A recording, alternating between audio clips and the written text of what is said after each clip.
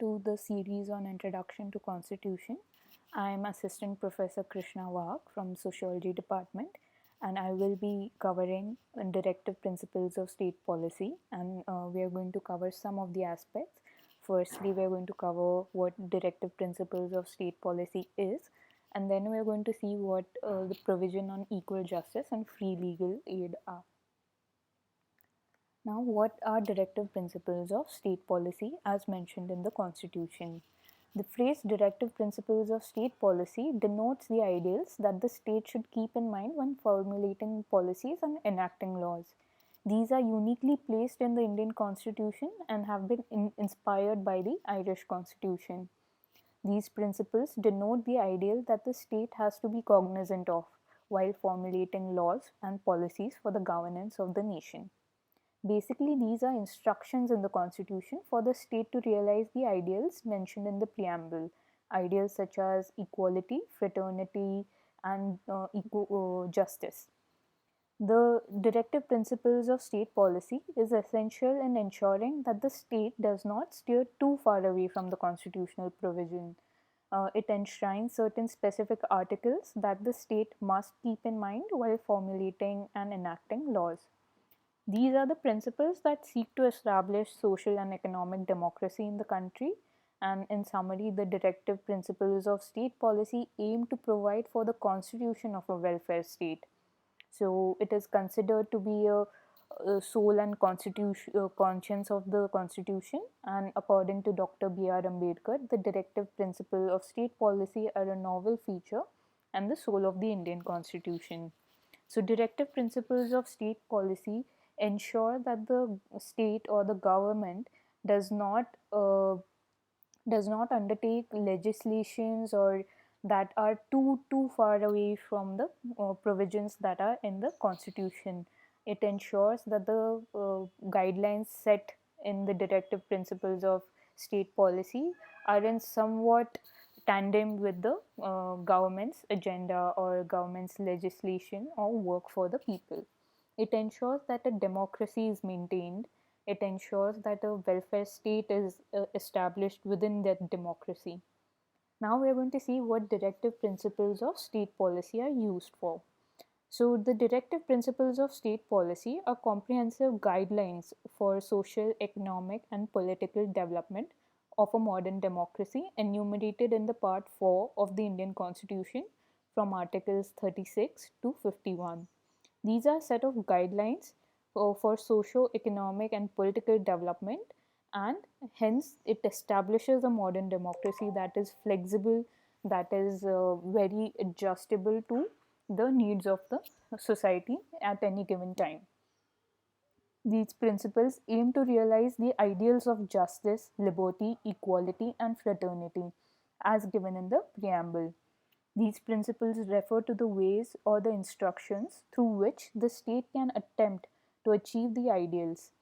The most important part of directive principles of state policy is that, unlike fundamental rights, these are articles that are non justiciable. That is, they are not legally binding on the state. Provisions in directive principles of state policy are not right of the people but a duty of the state. It shall be the duty of the state to act on provisions of directive principles of state policy, and no citizen can compel the state to enforce them. By that we mean that directive principles of state policy provides that the governance of the nation is done in a way that ensures welfare of the people, but these are not the right of the people to demand from the government. A government can enact legislations, policies that work towards achieving a welfare state or a society that is equally justiciable to everyone. But it won't be the right of the citizen to demand these things.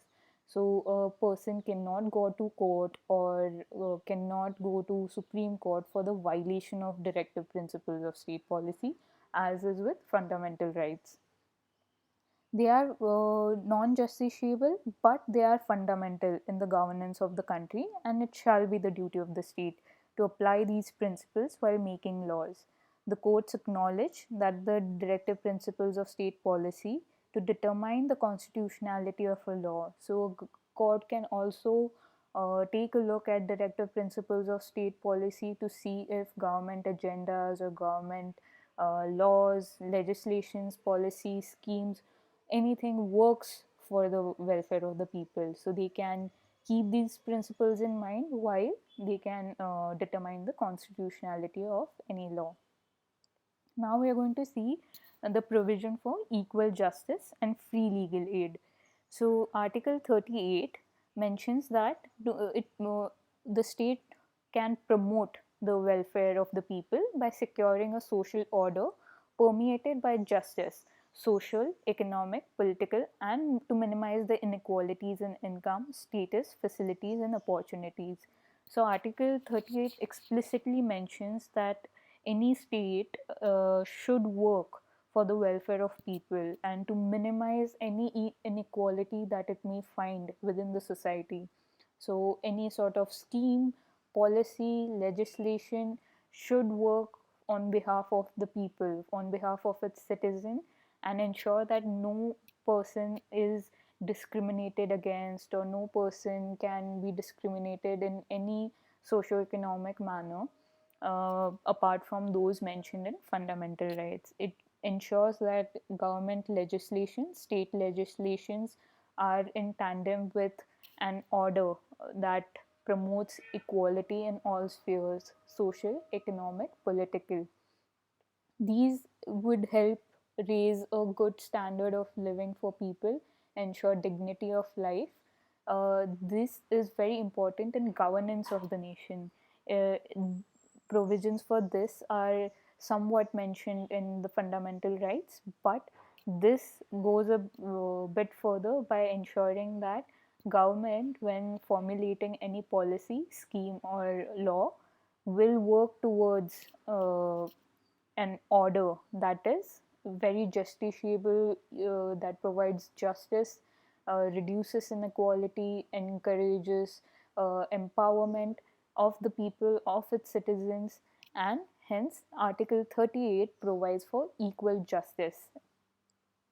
Article 39A states that the state shall secure that the operation of a legal system promotes justice on basis of equal opportunity and shall in particular provide free legal aid by suitable legislation, schemes, or any way to ensure that opportunities for securing justice are not denied to any citizen by reason of economic or any other disability.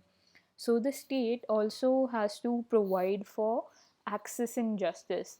Accessibility in justice is very crucial for any modern democracy, and directive principles of state policy in Article 39A seeks to provide for that by ensuring that a government or a state can make provisions or schemes in a way that gives opportunity for everyone despite their socio-economic circumstances to get justice, to access justice, to avail justice when it is needed. Article 39 also mentions that any access of justice should not be denied. It does not limit the access of justice to anyone. And as we know that India being fraught and riddled with socio-economic issues, it requires justice to be given to such people and such issues, and that's why justice becomes a major part of how the state becomes a welfare state. Directive principles of state policy ensure that India stands to the ideals of a modern democracy and a welfare state.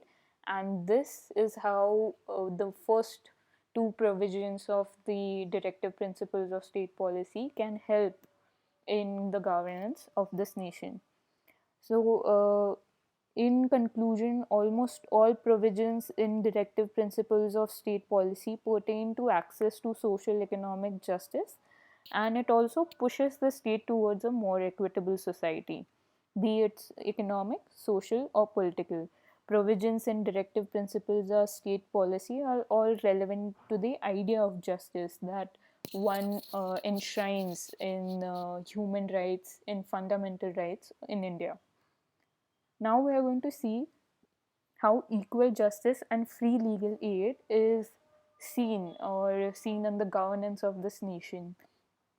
First is the reservation policy for scheduled castes, scheduled tribes, other backward classes, and women in socio-economic political sphere. So, reservation policy ensures that uh, marginalized sections of this nation get a chance to be on par with the privileged sections of the society. So that is how Article 38 is being provided for the people, by saying that a social order or an socio-economic order is in tandem, or is uh, helping helping get equality in the society.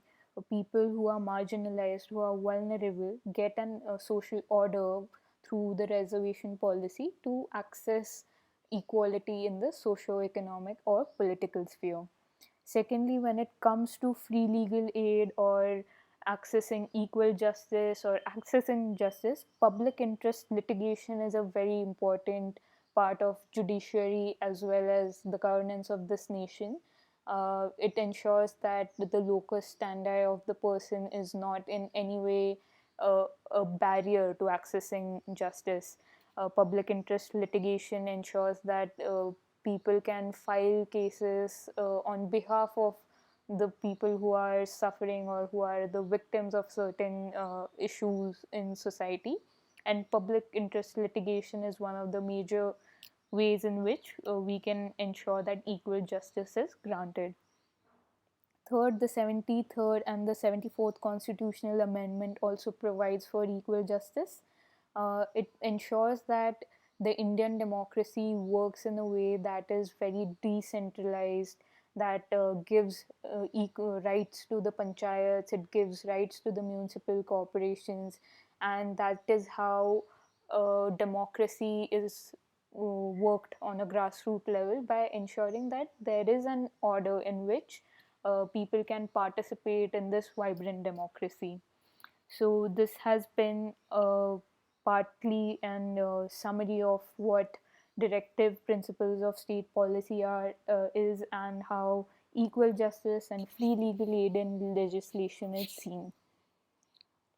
Thank you, student. This has been a short summary of the directive principles of state policy and its provisions for equal justice and free legal aid.